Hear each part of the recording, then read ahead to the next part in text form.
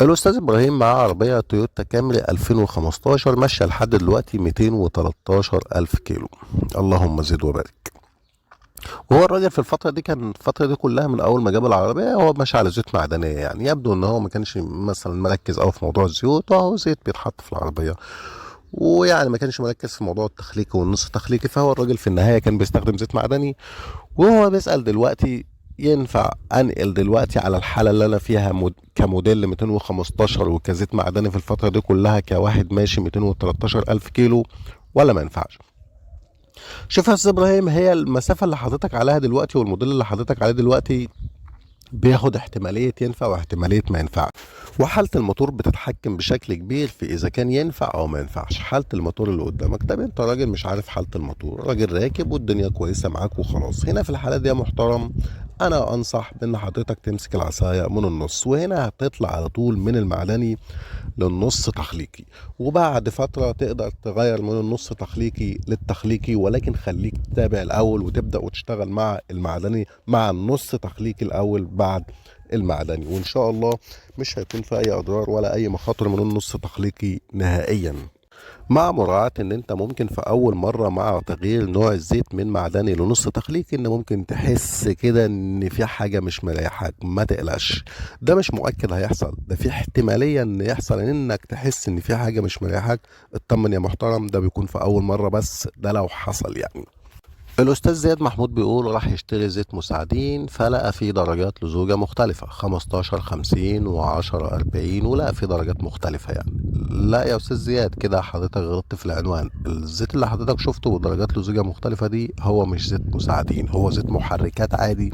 حتى لو البياع قال لك ده زيت مساعدين، لا، ده زيت محركات عادي. زيت المساعدين يا شباب بيكون يا إما 10 دبليو يا إما 5 دبليو، 5 10 دبليو بس، مش 10 دبليو حاجه، يعني مش 10 دبليو 50، لا 10 دبليو بس او 5 دبليو بس. وهو اسمه زيت الشوكه يا استاذ محمود يا استاذ زياد، او فورك اويل. غير كده يا محترم هو مش زيت مساعدين، خد بالك من الخطأ ده. الأستاذ يوسف بيقول مع حوايوكي ماشية 3000 كيلو على 20 50 زيت موتوسيكلات، ينفع دلوقتي يرجع على 10 40 ويشتغل على 10 40؟ شوف يا استاذ يوسف، لا بلاش 10 40، انت تقدر دلوقتي تشتغل على 20 50 او 15 50 و10 40 برضو يعني، بس مش هيكون افضل حاجه. ردا على سؤالك، لا ما ترجعش على 10 40 يا محترم. الاستاذ الهواري بيقول حاسس زياده في استهلاك البنزين مع موتوسيكل هوجن 4 الاصلي، بس هو برضو في نفس الوقت بيقول هو كان مع بوكسر وجايز عشان كده حس بالفرق. هو في فرق ما بين فعلا الهوجن 4 يا محترم وبين البوكسر. البوكسر موفر في البنزين اكتر، موتوسيكل على كتينة يعني، ويعد اكثر توفيرا للبنزين من هوجن 4.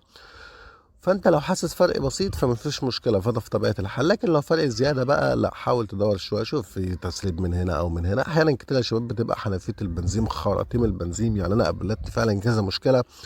بتلاقي في حد بيشتكي من البنزين وبعدين لما تيجي تبص عنده على الخراطيم وكده بتلاقي في تنفيذ انت عمرك ما بتاخد بالك لانه تنفيذ بسيط، لكن في النهايه مع الوقت بيأثر في مجمل استهلاك البنزين وانت ما بتكونش دريان بالحكايه دي. فلو الفرق بسيط يا محترم ده عادي، لو مش بسيط لا يبقى ممكن يكون لها سبب، وقد يكون مبدئيا كده شيك بس وراجع، لان هوجن 4 برضه استهلاك البنزين مش عالي يعني، فانت هتشيك برضه على الخراطيم والحاجات دي يا محترم. وطبعا في اسباب كتيره بتؤدي لزياده استهلاك البنزين، خراطيم، تكهات، حاجات كتيره جدا زي كده، القرص الشديد، المشي الهادي برضو زياده عن اللزوم بيخليك تمشي مسافه قليله بلتر البنزين. لكن المقصود مبدئيا كده انا حاسس ان الفرق بسيط، وعشان كده حضرتك يمكن حطيتك على الموضوع ان عشان كان معاك بوكسر فانت حسيت الحكايه دي، فانا خليني واقف معاك برضو عند النقطه دي. الاستاذ محمد سيد بيقول طب انا عندي مش مكتوب حاجه على الكاوتش، يعني بيانات الكاوتش اللي هي ضغط الهواء والحاجات دي والحموله واقصى حموله الكاوتش بيتحملها، البيانات دي يا شباب بتكون مكتوبه على الكاوتش. يعني الكاوتش عندك لما تيجي تشوف البيانات اللي عليه والارقام اللي عليه بتلاقي البيانات دي بتعبر عن حاجه، يعني بتلاقي بيقول لك الكاوتش ده بيتحمل اقصى حموله كذا، بيتحمل اقصى سرعه كذا، بيتحمل ضغط هواء لحد قد كذا. فهو الاستاذ محمد سيد بيقول انا مش عندي بيانات على الكاوتش، تمام، ولكن بيقول انا اتعودت اخليه ورا 40 وقدام 35. شوف يا استاذ محمد سيد، الثابت ان البيانات تكون مكتوبه على الكاوتش، وحاجه مش كويسه خالص ان يكون في كاوتش نازل من المصنع مش مكتوب عليه على طول. بتتفهم يا محترم ان ده كاوتش معمول تحت بير سلم. انا ما يعني انا ما اشتريش كاوتش معلوش بيانات مبدئيا يعني.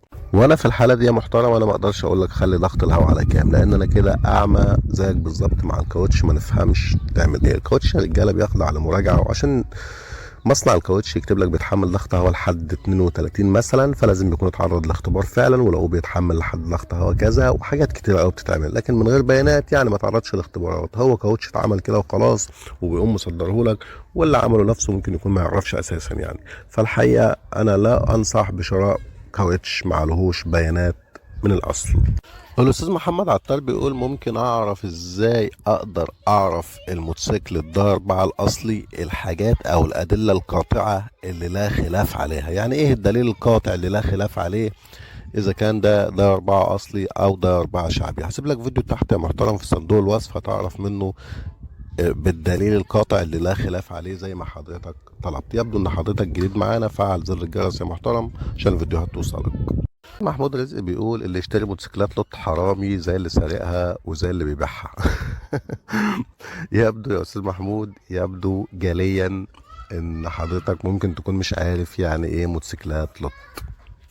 اللوت يا استاذ محمود ما هو الا عبارة عن عملية مكافحة السرقة، يعني عكس اللي حضرتك بتقوله تماما. يعني عايز مثلا الضابط يا استاذ محمود لما يقابل موتوسيكل مسروق في الشارع يقول له ايه؟ يقول له ابعد عنا يا ابني ربنا يسهل لك، امشي من هنا، امشي امشي يا حيوان، ولا يعمل ولا ياخد منه الموتوسيكل؟ يعني المفروض ايه يا استاذ محمود؟ حاول خد فكره عن موضوع اللط اكتر يا استاذ محمود.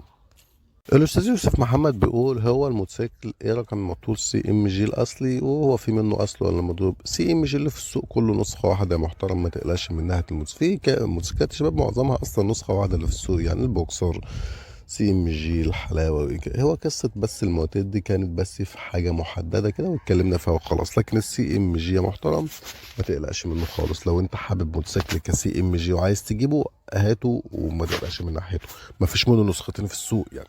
الاستاذ رمزي ادهم بيقول لو سمحت هو الجنط الخلفي عنده كان تقيل مع موتوسيكل حلاوه 200 باكم، والجنط الخلفي كان تقيل، يعني ما بيجي يلفف كده بيلاقي الجنط يعني ايه محمل شويه. فهو الراجل راح دلوقتي فك مسمار الهواء بتاع الفرامل، وبرضه بيقول اولا الفرامل ما بقتش قويه، ثانيا الجنط محمل زي ما هو. شوف يا استاذ رمزي، هو هوا الفرامل الباكم دي قصه، وان الجنط محمل دي قصه تانية، والقصتين مالهمش علاقه ببعض. ده ضبط هوا الفرامل وده جنط محمل، الاتنين مالهمش علاقه. كانش مفروض تفك مسمار الهوا، ولكن انت كده هتحتاج تاخد هوا الفرامل تاني، ده نمره واحد.